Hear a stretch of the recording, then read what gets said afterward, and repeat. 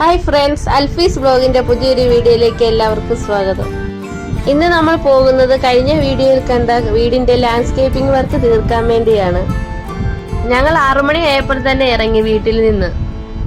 മഴയ്ക്ക് മുമ്പേ ചെല്ലണമെന്നുള്ള ഉദ്ദേശത്തോടു കൂടിയാണ് രാവിലെ തന്നെ ഇറങ്ങിയത്. പക്ഷെ പണി പാളി, മഴ പെയ്തു.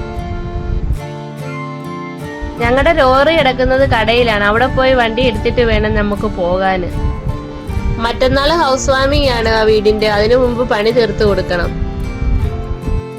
മഴയായതുകൊണ്ട് എന്തുമാത്രം പണി മുന്നോട്ട് പോകുമെന്ന് അറിയത്തില്ല. എന്നാലും പണിക്കാർ സൈറ്റിലേക്ക് പോയിട്ടുണ്ട്.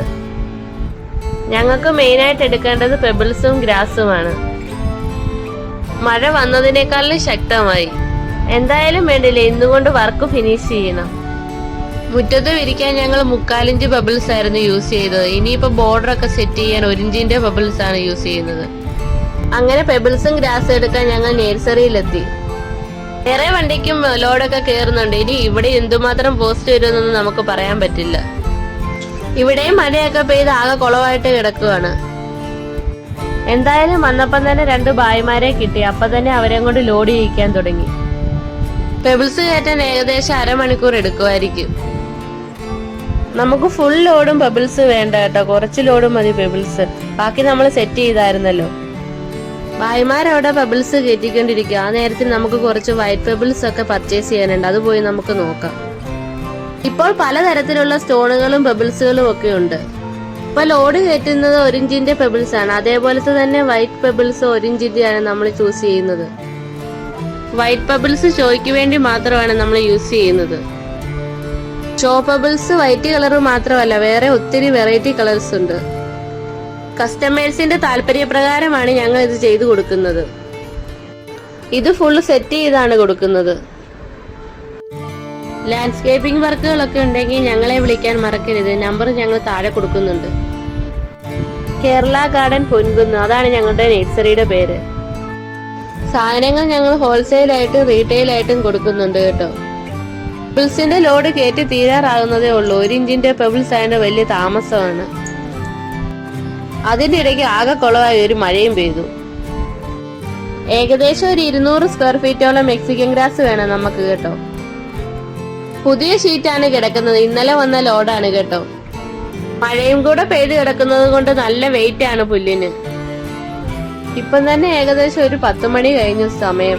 പുല്ല് ലോഡ് കയറ്റിക്കൊണ്ടിരിക്കുന്നതേ ഉള്ളൂ. പണിക്കാരെ ഫ്ലോട്ടെല്ലാം നിരപ്പാക്കാൻ ഏൽപ്പിച്ചിട്ടാണ് വന്നത്. അതുകൊണ്ട് കുറച്ച് സമാധാനമുണ്ട്. ഒരു ഷീറ്റ് പുല്ല് ഏകദേശം ഒരു 20 കിലോളം വരും. അങ്ങനെ പുല്ലും പെബിൾസും എല്ലാം ലോഡ് ചെയ്ത് ഞങ്ങൾ സൈറ്റിലേക്ക് നീങ്ങി. ഇവിടെ വന്നപ്പോൾ മഴയ്ക്ക് കുറച്ച് ശമനമുണ്ട്. എത്രയും വേഗം പെബിൾസ് ഇറക്കി കഴിഞ്ഞ് പുല്ലുവിരി തുടങ്ങണം.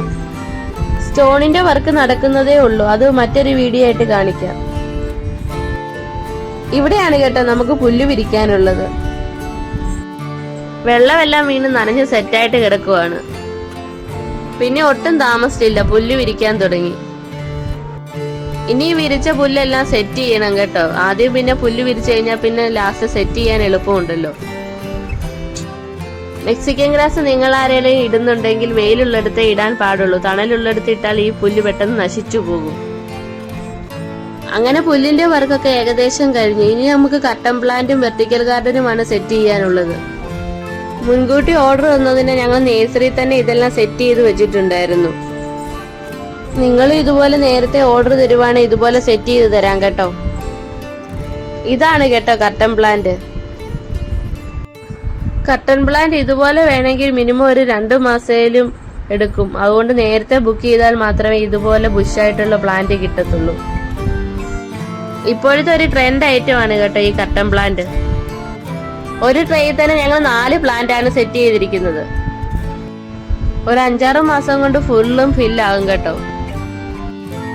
കട്ടൻ പ്ലാന്റ് സെറ്റ് ചെയ്ത് കഴിഞ്ഞപ്പോൾ തന്നെ കസ്റ്റമർ ഒത്തിരി ഹാപ്പിയായി. ഇത്രയും ഷോ ആയിരിക്കും അവരാരും ഒട്ടും പ്രതീക്ഷിച്ചില്ല. മെയിൻ റോഡിൽ നിന്നും കറക്റ്റ് വ്യൂ വരുന്നത് ഈ കട്ടൻ പ്ലാന്റിലേക്കാണ്. അതുകൊണ്ട് നല്ല ഷോയാണ് ഈ പ്ലാന്റ് നിൽക്കുന്നത് കാണാൻ. ഇനി അടുത്തതായി വെർട്ടിക്കൽ ഗാർഡൻ സെറ്റിംഗ് ആണ് കേട്ടോ.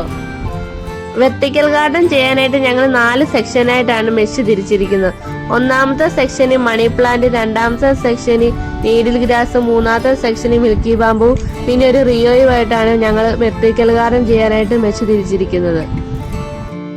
ഓരോ വീടിന്റെ സ്ട്രക്ചർ അനുസരിച്ചാണ് വെർട്ടിക്കൽ ഗാർഡൻ സെറ്റ് ചെയ്യുന്നത്. ഈ വീടിന്റെ രണ്ടാമത്തെ നിലയിലാണ് വെർട്ടിക്കൽ ഗാർഡൻ സെറ്റ് ചെയ്തിരിക്കുന്നത്.